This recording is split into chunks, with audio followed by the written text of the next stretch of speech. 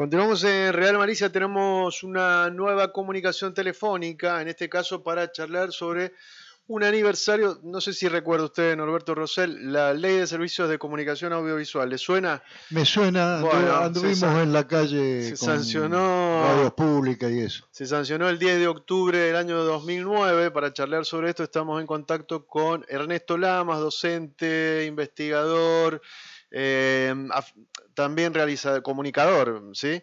Integrante, supo integrar la Defensoría del Público y bueno, y por supuesto un militante de aquella ley. Muy buenas tardes, Ernesto, Norberto y Pablo te saludan. ¿Qué tal, Pablo, Norberto? Un abrazo muy grande. Buenas tardes. Bueno, muchísimas gracias por atendernos. Sabemos que estás ahí girando, así que, pero no queríamos dejar pasar esta fecha, a 15 años de la sanción de la Ley de Servicios de Comunicación Audiovisual y escuchar tu parecer de aquel proceso y qué pasa en la actualidad, ¿no?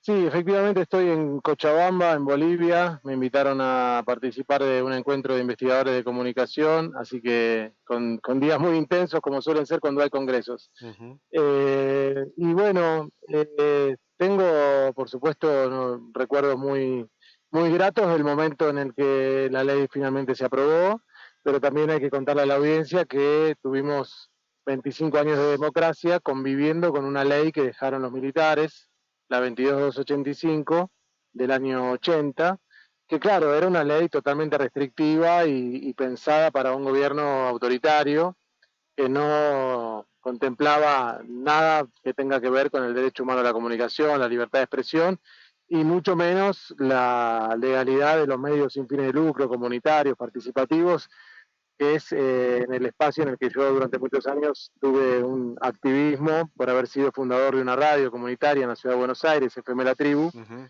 que bueno, durante muchos años lo que hicimos fue, junto con cientos de radios de todo el país y con las redes de radios comunitarias como Farco, AMARC, la red de medios alternativos y otras, reclamar por una ley de la democracia, ¿no? Una ley que contemplase un nuevo paradigma de la comunicación y que además, sobre todo en nuestro caso, que reconociese la existencia de los medios comunitarios como un tercer sector de la comunicación, además del estatal y del privado comercial.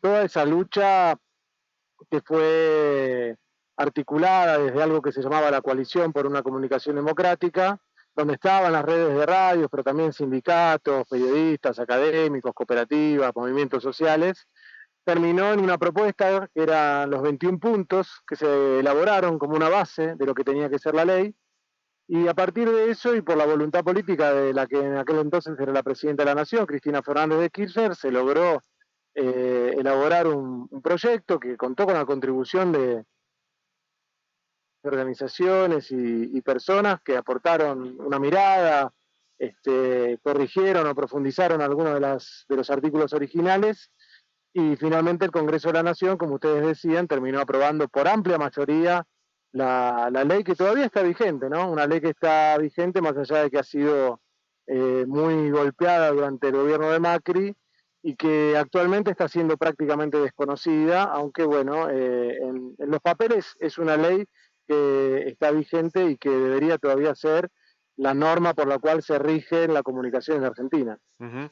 Ernesto, y en este último sentido, en la vigencia de la ley, ¿cuál es el análisis que hacer respecto de, bueno, de todo eso, de ese tránsito que luego de la sanción hubo para la plena implementación y en la actualidad, qué herramientas de lo que queda de la ley serían útiles para el objetivo, me parece, inicial, que era democratizar la comunicación?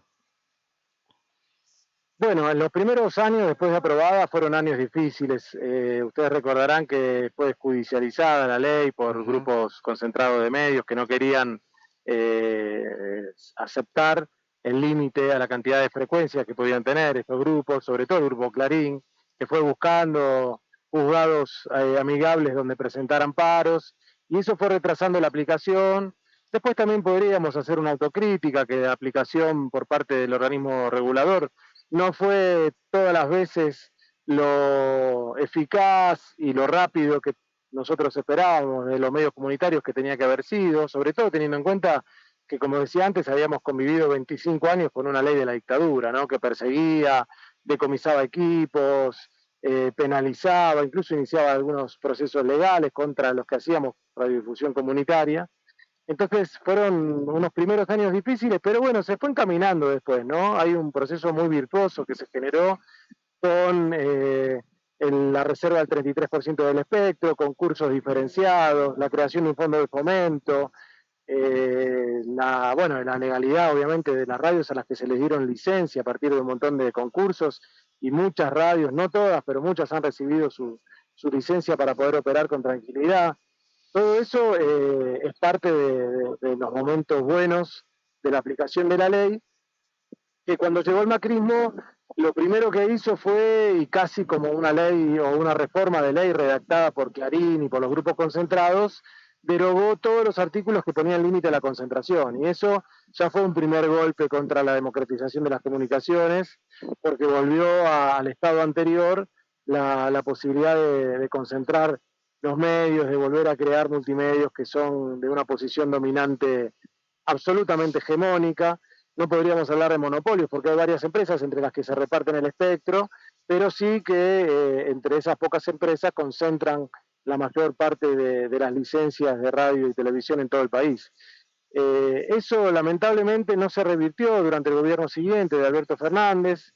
Es cierto que apareció la pandemia, pero bueno, ahí ya había muchas voces que estábamos reclamando una ley de las comunicaciones convergentes que pudiese incluir a Internet, ¿no? Además de radio y televisión, cosa que no sucedió.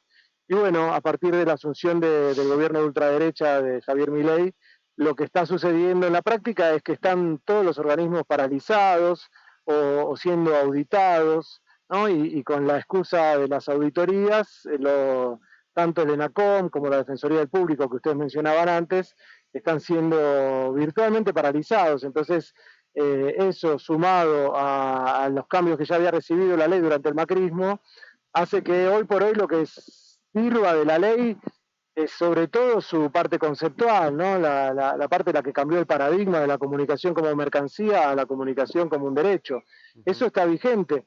Habría que ver cuánto está siendo aplicado y cuánto nos podemos aferrar a esos artículos en el caso de que haya alguna controversia que termine en la justicia. Todavía no te puedo decir exactamente qué está pasando con eso. Sí que hay muchos medios de comunicación comunitarios que están reclamando que se vuelva a aplicar cosas muy sencillas, como por ejemplo el fondo de fomento, ¿no? El fondo de fomento recauda de acuerdo a los impuestos que se le cobra a todos los medios de comunicación por la publicidad que emiten. Eso está siendo acumulado en algún lado, pero no está siendo utilizado. Por lo tanto, hace 10 meses que no se sabe cómo están usando esos fondos que por ley le corresponde a los medios comunitarios. Eso como un ejemplo pequeño, pero que sirve para mostrar cómo está siendo el procedimiento de la actual gestión vinculado con la ley. Bien, bien. Y en cuanto a lo que mencionaste, por la búsqueda de una ley de convergencia, ¿tenés información de cómo está avanzando eso? Sé que acá se ha movido el año pasado algo, pero a nivel nacional no sé cómo se está organizando. No, ahí lo que hay es iniciativas de la sociedad civil, hubo algunos legisladores. Recuerdo que la diputada Mónica Fein de Santa Fe, del socialismo de Santa Fe, en algún momento había presentado un preproyecto que no tuvo estado parlamentario. Sé que el diputado Pablo Carro, Unión por la Patria de Córdoba, también tiene proyectos vinculados con el tema, pero a nivel Congreso todavía no hay movimiento, ¿no? Y tampoco sé qué tipo de consenso se pueda generar cuando estamos viendo que todos los días hay alguna mala noticia vinculada con el Estado, con las políticas públicas, y donde el tema de la comunicación está siendo relegado por otro tema que quizás tiene más importancia social, ¿no? Claro. De derechos humanos básicos como la educación o la salud. Pero entonces sí te puedo mencionar que hay organizaciones, las redes de radio, las redes de televisoras, algunos espacios académicos que están planteando que tomando como piso a la ley de servicios de comunicación audiovisual y no como techo, sino como piso, desde ahí hacia adelante habría que construir una ley que integre la radio y la televisión, pero también las plataformas digitales, el periodismo de Internet, que tienen su base en Internet, que lamentablemente, bueno, en la ley actual no pudo ingresar como artículos. por un producto de una negociación que hubo en aquel momento con algunas bancadas que para dar el apoyo a la ley no querían que se regule lo vinculado con Internet. Bueno, eso hizo que la ley nazca con una parte, estoy notando, porque la falta de regulación en el espacio de Internet nos está trayendo un montón de problemas de usos, de abusos, de estigmatizaciones, de construcción de noticias falsas, bueno, toda una lista que lamentablemente atenta contra la construcción de una comunicación democrática. Ernesto, te agradecemos mucho el contacto, sabemos que tenés que seguir con tus actividades, te volveremos a molestar más adelante para hablar sobre Postcat. Bueno, con mucho gusto, para mí no hay ninguna molestia, es un placer hablar con ustedes, qué bueno que mantengan estos temas en agenda, así que a disposición, cuando quieran volvemos a conversar. Un abrazo muy grande para ustedes y para la audiencia. Un abrazo, Ernesto. Chau, chau. Abrazo, chao. Charlábamos con Ernesto Lamas, uno de los fundadores de FM La Tribu, una FM icónica, una radio comunitaria de Buenos Aires, y no queríamos dejar pasar este aniversario de la Ley de Servicios de Comunicación Audiovisual, pero tenemos otra nota en relación a esta ley, con lo cual vamos a separar y enseguida continuamos con la misma temática. Ya volvemos.